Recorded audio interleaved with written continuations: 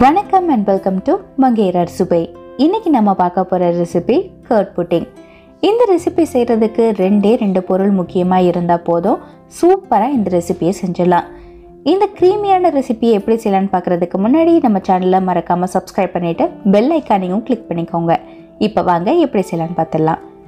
இந்த ரெசிபி செய்கிறதுக்கு 1 கப் அளவு கெட்டியான புளிப்பு அதிகமில்லாத தயிர் எடுத்து இந்த மாதிரி ஒரு சல்லடையில் சேர்த்துக்கோங்க. இது இப்படியே 15 நிமிஷம் இருக்கட்டும். அந்த தயிரில் இருக்கிற தண்ணி எல்லாம் இந்த மாதிரி வடிஞ்சு வரணும். 15 நிமிஷத்துக்கு அப்புறமா நம்மளுடைய தயிர் நல்லா கெட்டியாக கிடச்சிருக்கு. அதை ஒரு பாத்திரத்தில் மாற்றிடலாம். இப்போ இதை ஒரு விஸ்க் வச்சு நல்லா பீட் பண்ணிக்கோங்க. நல்லா க்ரீமியாக வந்ததுக்கப்புறமா 3/4 கப் அளவு கண்டென்ஸ்டு மில்க் சேர்த்துட்டு திரும்பவும் நல்லா கலந்து விட்டுடுங்க. பார்க்குறதுக்கே ரொம்ப சூப்பராக இருக்கும். இப்போ இதில் டேஸ்ட்டுக்காக ஒரு பிஞ்ச் அளவு உப்பு, வாசனைக்காக ஒரு பிஞ்ச் அளவு ஏலக்காய் தூள், இது எல்லாம் சேர்த்துட்டு திரும்பவும் நல்லா கிளறி விட்டுடலாம். இந்த மாதிரி ஒரு பாத்திரத்தில் உள்ளுக்குள்ளே கொஞ்சமாக எண்ணெய் தடவிக்கோங்க. தடவிட்டு இதில் நம்ம கரைச்சி வச்சுருக்கோம் இல்லையா தயிர் கலவை, அதை சேர்த்துடலாம்.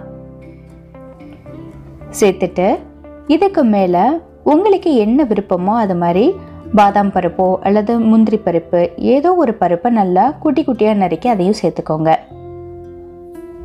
இப்போ இதை மூடி வச்சிடலாம்.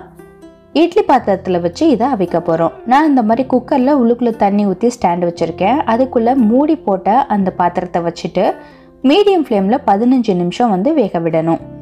இப்போ 15 நிமிஷத்துக்கு அப்புறமா ஓப்பன் பண்ணி பார்க்கலாம். ஒரு ஃபோக்கு அப்படி இல்லைன்னா ஏதாவது குச்சி வச்சு நல்லா குத்தி பாருங்க. அதில் ஒட்டாமல் வந்துச்சுன்னா நம்மளுடைய ரெசிபி தயாராகிருச்சுன்னு அர்த்தம். இப்போ இதை வெளியில் எடுத்துடலாம்.